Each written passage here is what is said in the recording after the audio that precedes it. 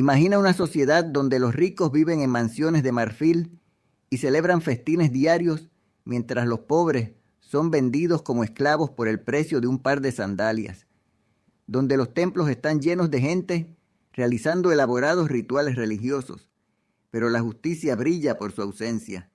Este no es un escenario de ficción, es el Israel del año 760 a.C.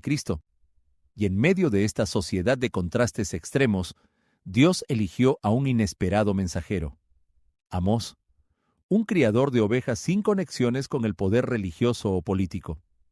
Su mensaje sacudiría los cimientos de una nación y resonaría a través de los siglos hasta nuestros días. Esta es la historia de cómo un simple pastor se convirtió en la voz de Dios para denunciar la hipocresía religiosa y la injusticia social, enfrentándose a los poderosos y arriesgando su propia vida por proclamar una verdad incómoda pero necesaria. Para Israel y los pueblos vecinos, eran tiempos de constante cambio. Asiria, la superpotencia de la época, experimentaba un periodo de debilidad temporal. El pueblo de Dios llevaba ya casi 2 siglos dividido en 2 reinos. El reino del norte, conocido como el reino de Israel, con su capital en Samaria, y el reino del sur, Judá, con su capital en Jerusalén. Bajo Jeroboam II, que gobernó durante 41 años, el reino del norte vivía lo que parecía ser una edad de oro. Aprovechando la debilidad de Asiria, habían expandido sus fronteras hasta los límites del antiguo reino de Salomón. El comercio internacional florecía, las ciudades crecían y se embellecían, y la clase alta disfrutaba de lujos sin precedentes. Pero esa prosperidad tenía una cara oculta. La sociedad israelita se había polarizado como nunca.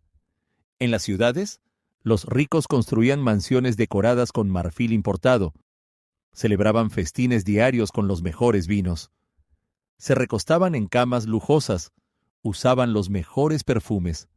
Mientras tanto, los campesinos perdían sus tierras por deudas injustas. Las viudas y huérfanos sufrían hambre. Los pobres eran vendidos como esclavos por el precio de un par de sandalias, y los jornaleros recibían salarios de miseria. En el ámbito espiritual, el problema era aún más profundo. Desde los tiempos de su primer rey, Jeroboam I, Israel, el reino del norte había establecido por su propia cuenta su propio sistema religioso y un culto alternativo que no era el que Dios había ordenado. Para fomentar ese culto hicieron 2 santuarios principales, uno en Betel y otro en Dan, becerros de oro que usaban como símbolos de Jehová, un sacerdocio no levítico y, por tanto, contrario a lo que Dios había establecido, un falso templo que tampoco había sido autorizado por Dios, y finalmente mezclaban rituales paganos con la adoración a Dios. La gente seguía siendo aparentemente muy religiosa, guardaban las fiestas y los sábados, traían abundantes ofrendas, cantaban salmos, tocaban instrumentos en su templo, pero esto solo servía para encubrir su maldad e injusticia. Los comerciantes esperaban que terminara el sábado para volver a sus fraudes. Los ricos oraban en el templo, pero oprimían a los pobres en sus casas. Los sacerdotes vendían sus servicios, y los jueces aceptaban sobornos. Para llevar su mensaje en estos tiempos difíciles, Dios eligió a un mensajero sorprendente. Lejos de los centros de poder religioso y político, en el pequeño pueblo de Tecoa en las tierras altas de Judá, vivía un hombre llamado Amós. No era sacerdote ni había estudiado en las escuelas de profetas. Su vida giraba en torno al comercio de ovejas y al cultivo de sicómoros, árboles similares a las higueras que producían un fruto muy apreciado. Las palabras hebreas que describen su ocupación, Noked y Boker, nos revelan que Amós no era un simple pastor. Era más bien un empresario ganadero que conocía bien los mercados de la época. Este trabajo le había permitido ser testigo tanto de la opulencia de los ricos comerciantes como de las injusticias que sufrían los más pobres.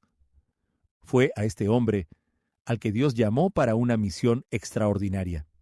Debía dejar su vida en Tecoa y emprender un arduo viaje hacia el norte, atravesando un territorio montañoso hasta llegar a Betel, el principal centro religioso del reino de Israel. Pero el verdadero desafío no sería el viaje físico, sino la misión que le esperaba: enfrentarse a los poderosos con un mensaje que pondría su propia vida en riesgo. Sus palabras, que según muchos estudiosos constituyen el primer libro profético escrito, resonarían a través de los siglos. Amós comenzó su mensaje anunciando juicio contra varias ciudades representativas de naciones de la región. Comenzó por las más lejanas de Israel, para luego extenderse hasta las más cercanas. El primer anuncio de juicio fue contra Damasco, la orgullosa capital de Aram, la actual Siria. Su crimen era atroz. Habían usado trillos de hierro contra los habitantes de Galaad. Estos implementos agrícolas, normalmente usados para separar el grano de la paja, fueron convertidos en instrumentos de tortura contra prisioneros indefensos. Su castigo sería ir desterrados a una región de Mesopotamia llamada Kir. Así experimentarían el mismo desarraigo que habían causado a otros. El segundo juicio fue contra Gaza, la principal ciudad de los filisteos. Se habían dedicado al tráfico de esclavos, vendiendo poblaciones enteras a Edom, un pueblo conocido por su crueldad. Su castigo sería la destrucción de sus ciudades principales. El tercer juicio fue contra Tiro, la rica ciudad fenicia, famosa por su comercio marítimo. Su pecado tenía un agravante: habían roto un pacto de hermandad, probablemente la antigua alianza con Israel, al participar en el tráfico de esclavos. Habían elegido las ganancias sobre la lealtad. Su castigo sería la destrucción de sus palacios por fuego. La riqueza que habían acumulado a través de prácticas inmorales sería destruida. Luego el mensaje de Amós se volvió más personal al dirigirse a las naciones emparentadas con Israel. Como un fiscal construyendo su caso, comenzó con los parientes lejanos antes de llegar a su verdadero objetivo. Primero señaló a Edom, los descendientes de Esaú, hermano gemelo de Jacob. Lo que había comenzado como una rivalidad entre hermanos se había convertido en un odio implacable. Los edomitas no solo habían olvidado su parentesco con Israel, sino que los habían perseguido sin misericordia. Sus grandes ciudades, Temán y Bosra, pagarían el precio. Amón y Moab, descendientes de Lot, sobrino de Abraham, tampoco escaparían al juicio. Amón había mostrado una crueldad extrema en la guerra, mientras que Moab había llevado su venganza más allá de la muerte, profanando incluso los restos de sus enemigos. Sus castigos serían igualmente severos, pero las palabras más duras fueron para el pueblo de Dios, es decir, los reinos de Judá e Israel. Judá, el reino del sur, había abandonado la ley de Jehová, siguiendo las mismas mentiras que sus padres, por lo que el fuego del juicio alcanzaría hasta los palacios de Jerusalén. Finalmente, como un trueno, el mensaje cayó sobre Israel, el reino del norte. Su lista de pecados era extensa. Vendían al justo por dinero, oprimían a los pobres, profanaban el nombre de Dios, mantenían una religiosidad vacía y rechazaban a los profetas. El mensaje era claro: cuanto más cercana la relación con Dios, mayor la responsabilidad. Los privilegios espirituales no eran una protección contra el juicio, sino que aumentaban la gravedad de la desobediencia. Después de esto, en los capítulos 3 al 6 de su libro Amós, presenta 4 mensajes en los que se va revelando la corrupción que infectaba a la nación, y por la cual recibiría el juicio de Dios. «Solo a ustedes he escogido de todas las familias de la tierra», comenzó el profeta. Estas palabras no eran de consuelo, sino de advertencia. Israel se había escudado en su estatus de pueblo elegido, olvidando que los privilegios traen responsabilidades. Luego, Amós miró la vida religiosa del pueblo: templos llenos, ofrendas abundantes, celebraciones constantes, pero todo era una fachada. Las mismas personas que adoraban en sábado oprimían a los pobres entre semana.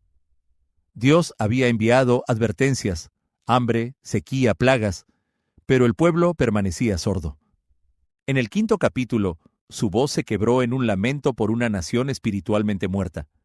Pero aquí brilló una luz de esperanza. «Buscad a Jehová y vivid». El camino del arrepentimiento seguía abierto. «Que la justicia fluya como un río», clamó Amós. Finalmente, confrontó la complacencia de los ricos, reclinados en camas de marfil, bebiendo vino, ajenos al sufrimiento del pueblo. El diagnóstico era claro: injusticia social, religiosidad superficial, materialismo y orgullo. La solución también: un arrepentimiento que transformara no solo los rituales, sino la vida diaria. El mensaje sigue resonando. Dios no se impresiona con ceremonias religiosas si nuestros corazones están lejos de Él. No podemos separar nuestra adoración de nuestras acciones. Luego Dios mostró a su profeta 5 extraordinarias visiones. Estas visiones, cada una más impactante que la anterior, dejaban ver la paciencia y misericordia que Dios había tenido con el rebelde pueblo de Israel, pero también anunciaban su terrible futuro si no se arrepentían de sus pecados.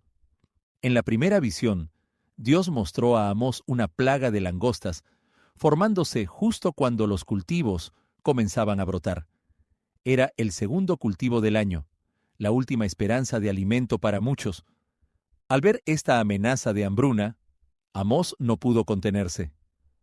«Señor, te ruego que perdones», Zrenia clamó el profeta. Y Dios, en su misericordia, escuchó su oración.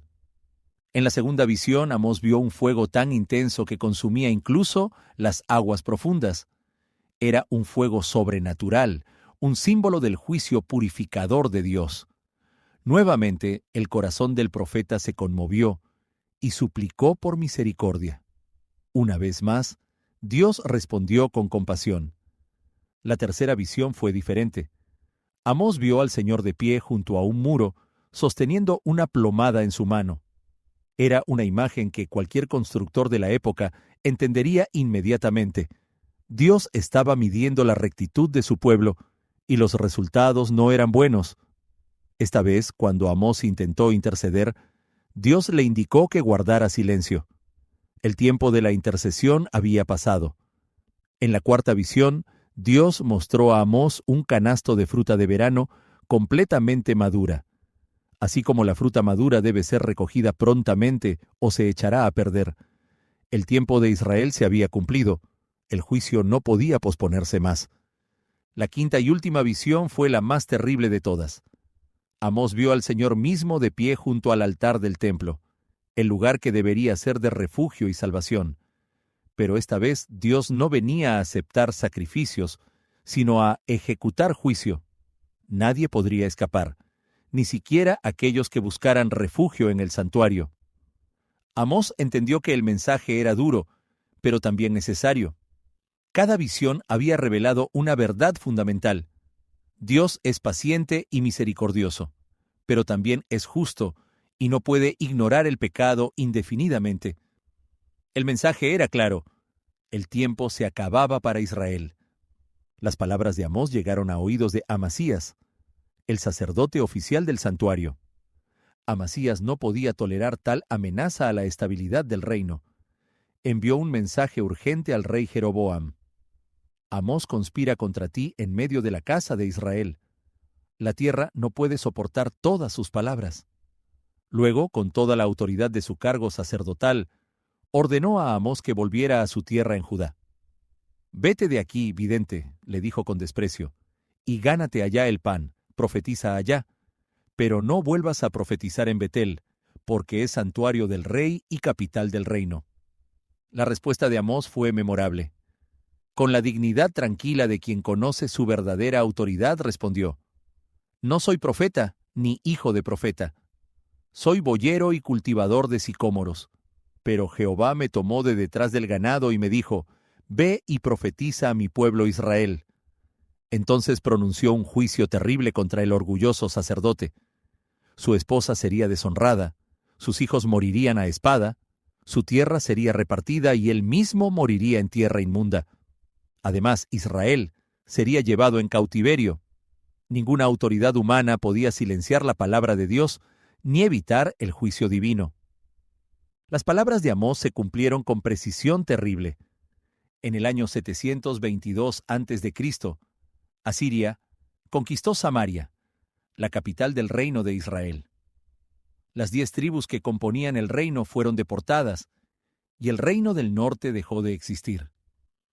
Después de pronunciar estas palabras de juicio, la voz del profeta Amós cambió.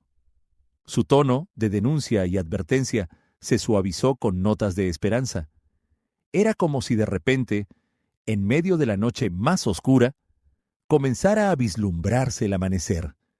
En aquel día, habló Dios por medio del profeta, levantaré el tabernáculo caído de David. Para entender la magnitud de esta promesa, debemos recordar que Amós profetizaba en un tiempo en que el reino estaba dividido.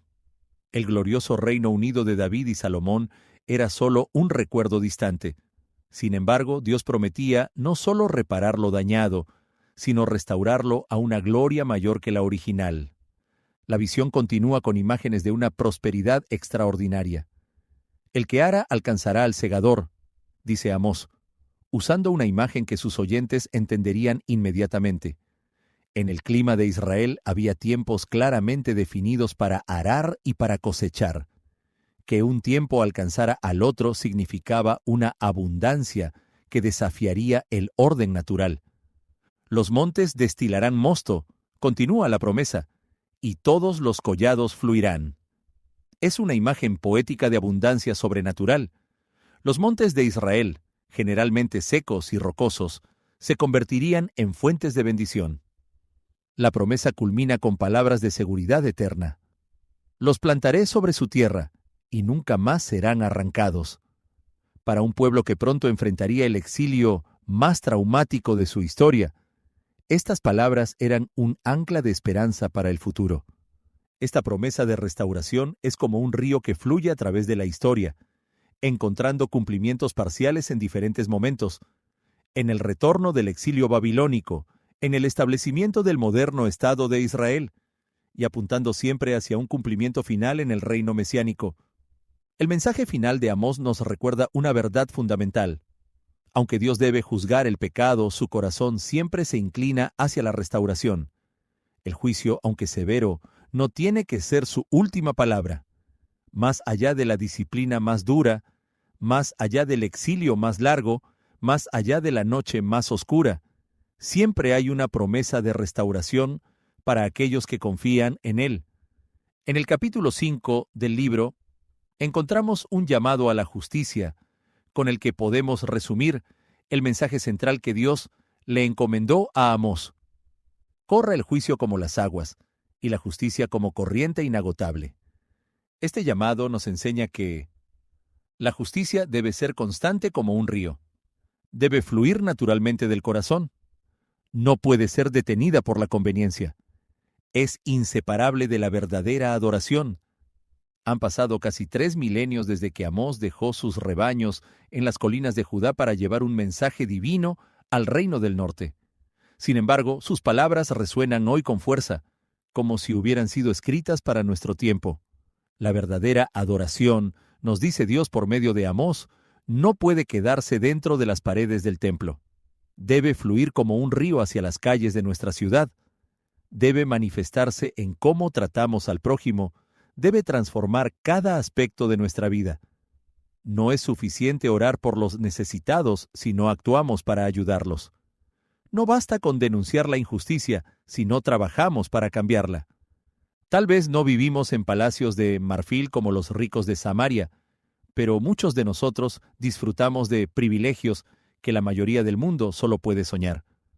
Amós nos recuerda que cada bendición que recibimos debe convertirse en una bendición para otros.